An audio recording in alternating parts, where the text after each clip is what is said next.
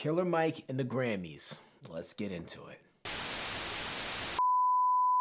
V has come too. Killer Mike has been everywhere after sweeping 3 Grammys. While this is a huge win for hip-hop, country has recently taken over hip-hop on the Billboard charts. I think this is due to country's relatability, its leveling with the lower and middle class populations, and its extremely loyal and ever-growing broader fan base.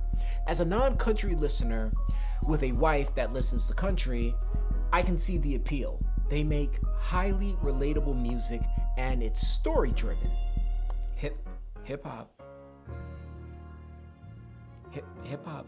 used to be celebrated for being story-driven. Remember? She wrapped the baby up and threw him in the trash. Hip-hop is a beautiful black art form, but there's a lot wrong with it. For one, cultural relevance and participation is determined by the youth, who have a lack of respect for authority and elders in general. And on that topic, with hip-hop, it's out with the old and in with the new. By definition, hip-hop is adverse to the concept of equity. Equity 101. Take care of your shit until it becomes old shit, and then treat that shit as if it were new shit. Treat it like it's valuable, and then everyone else will. Think about that old Victorian house that you would never want, buy, or live in, but according to like white people, it has good bones. And that house is, for whatever reason, listed at 1.5 million. Yeah, that right there, that's equity. Equity builds over time. It's an old man's game, and hip hop is a young man's sport that ages out its own greats by labeling them as irrelevant. I feel like none of them are relevant. I don't feel like Nas is relevant. Fat Joe's Who D-Rap and Kane dropped the project and that shit was ass. Who said none of them are relevant? One mic, please. Nas not relevant. No, we don't say that. No. One mic. No. Bro, no, he's not relevant. He just has a loyal ass fan base. This is highly problematic because if you age out your 35 to 50-year-old artists, you're gonna do the same thing to your 35 to 50-year-old fan base. And 35 to 50 is when we start making money, really. And you can make the argument like, what about the kids? The 50-year-olds have kids and they spend the money on the kids who wanna buy and use and go to hip hop concerts. What about the kids? My reply is, Fuck them kids. Fuck the kids? Yeah. Country music, though, country music doesn't have this problem. Listen to Killer Mike's acceptance speech when he won all 3 of the Grammys. You can't tell me. You can't tell me. You cannot tell me. You cannot tell me that you get too old. You can't tell me it's too late. You can't tell me dreams come true. It is a sleep. Killer Mike is 48, which is ancient in hip hop, unfortunately. But he's talking about how it's never too late, he's never too old, so on and so forth. He's happy, but you can tell he has doubts about his age, timing, content, relevance. Blake Shelton is 47 years old, and he's not worried about gay. We're getting this wrong, people. Hip hop is a black art form. We treat our rappers like ball players. We figure their knees will blow and that they'll fade into obscurity. This is where we as a culture are getting it wrong.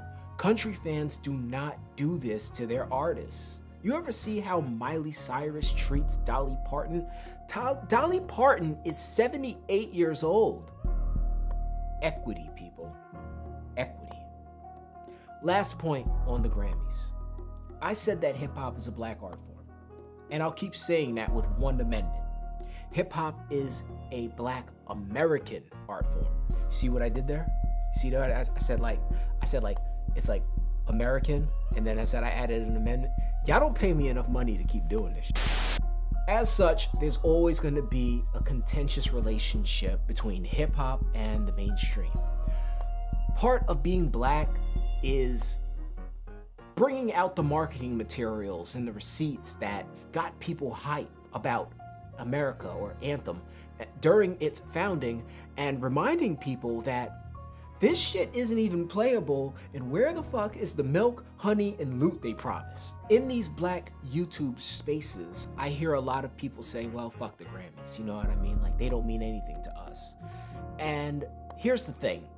There are monetary and career benefits for winning the Grammys, as Killer Mike shares on this clip. Something for junkies. Something for junkies, So yeah. what does 3 Grammys mean to you, Killer Mike? Well, according to my agent, it meant 20,000 more per show. Okay. So the price did go up. Yeah, absolutely. Yes. The Grammys don't always get it right, but they got it right this time. And we as a culture must continue to stay in the conversation and hold them accountable when they get it wrong, but celebrate the artists when they get it right, because we are competing on the world stage. This is why the Michael album is so important. It's an amazing album that personifies vulnerability, fatherhood, loss, storytelling, social activism. It even has an Andre 3000 verse on it. Bruh, this man went to an HBCU, Morehouse, at the age of 48. This lyricist achieved his magnum opus. This album was a depiction of his boyhood dreams, the loss of his mother and grandmother. He manifested this victory on various interviews and podcasts. The Grammys, man, 3 of them, finally got it right.